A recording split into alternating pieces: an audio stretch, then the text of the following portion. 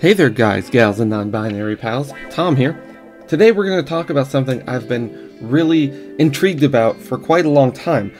Are phone cameras finally better than traditional cameras? Now, if you've been watching my videos for a while, you know I like B-roll. I like shooting a lot of B-roll stuff, and to do that, I filmed the majority of my videos with my Canon Rebel.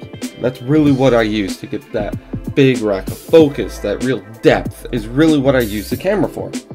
So for this comparison, I've shot a lot of stuff with both my Canon and my iPhone 12 mini to see which one is better at what thing they're doing, right? Let's find out.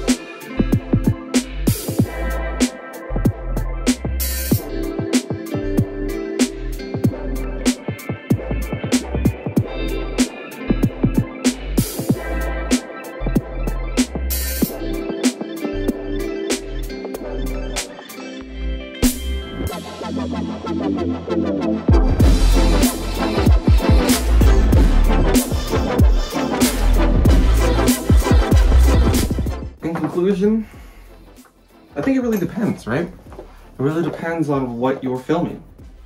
If you're gonna film vlog style, probably a phone would be better. Filming things like TikTok, phone is obviously better.